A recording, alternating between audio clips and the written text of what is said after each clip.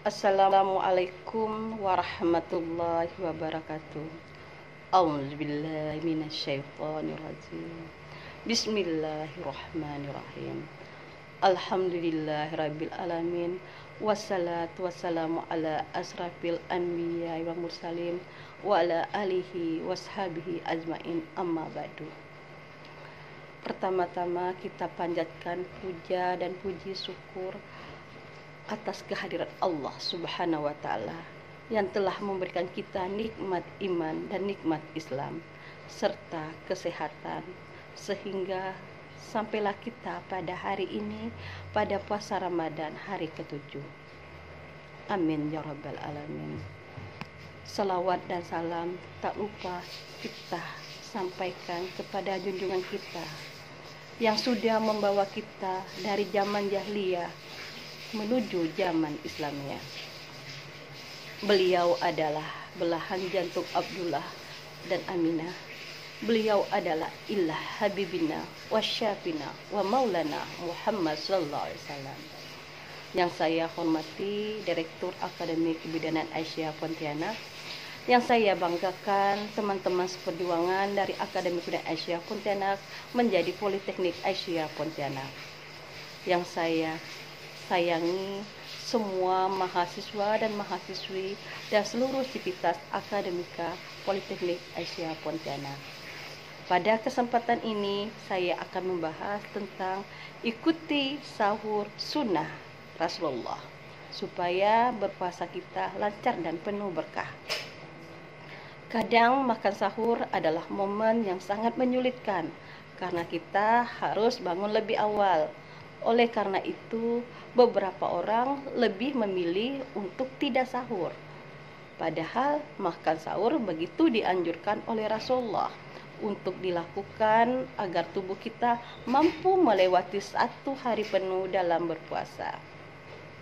Sebelum mulai berpuasa, umat Islam dianjurkan untuk makan sahur. Seperti apa anjuran sahur ala Rasulullah? Nabi Muhammad SAW mengatakan, santap sahur merupakan bagian dari ibadah puasa di bulan Ramadan.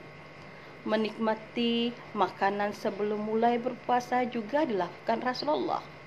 Supaya ibadah makin bertambah, ikuti tips sahur seperti dijalani Rasulullah. Pertama, jangan melewatkan sahur. Makan saat dini hari memang tidak mudah, apalagi saat awal berpuasa. Tapi Rasulullah menganjurkan untuk makan sahur karena sahur juga masuk sebagian bagian dari ibadah. Rasulullah SAW tidak pernah melewatkan sahur. Bahkan dalam sebuah hadis dari Abdullah bin Al-Arid dari seorang sahabat Rasulullah SAW, aku masuk menemui Nabi SAW.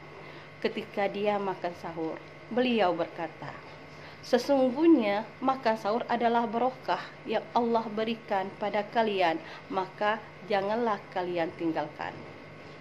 Hadis riwayat An-Nasai dan Ahmad. Yang kedua, sahur di akhir waktu. Anas radhiyallahu anhu meriwayatkan dari Jahid bin Syabit radhiyallahu anhu, kami makan sahur bersama Rasulullah SAW, kemudian beliau sholat. Aku tanyakan, kata Anas, berapa lama ya Rasulullah jarak antara azan dan sahur? Rasulullah menjawab, kira-kira 50 ayat membaca Al-Quran. Hadis riwayat Bukhari Muslim. Dari sini kita tahu Rasulullah SAW selalu sahur di akhir waktu dan menjelang waktu subuh. Dengan demikian, perut akan merasa kenyang lebih lama jika dibandingkan makan sahur ketika tengah malam. Yang ketiga, makan dan minum secukupnya. Jika kamu makan banyak saat sahur dengan harapan agar bisa kenyang saat berpuasa, ini adalah cara yang salah. Agar mendapat keberkahan, Rasulullah menganjurkan untuk makan dan minum sahur secukupnya dan tidak berlebihan. Bukannya kenyang yang kamu dapat, terlalu banyak makan juga akan membuat sistem pencernaan terganggu. Lagi pula, apapun yang berlebihan tentu dibenci oleh Allah. Wahai anak cucu Adam, pakailah pakaianmu yang bagus pada setiap memasuki masjid. Makan dan minumlah, tetapi jangan berlebihan. Sesungguhnya Allah tidak menyukai orang yang berlebihan. Surah Al-A'raf ayat 7, surat ayat ke-31. Makan yang keempat, makan beberapa butir kurma. Kurma bukan hanya bisa jadi santapan berbuka puasa.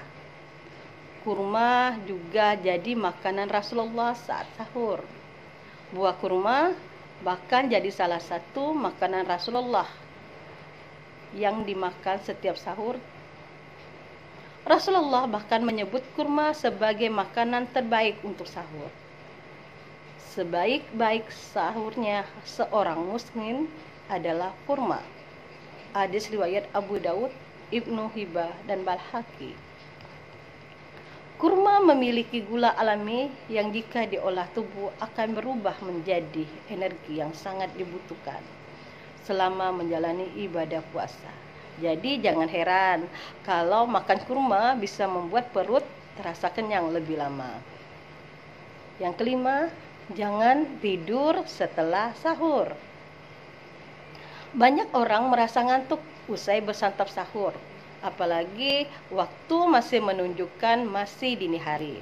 Tapi tidur setelah makan sahur tidaklah dianjurkan Rasulullah. Daripada tidur, lebih baik beribadah seperti sholat subuh atau membaca Al-Quran.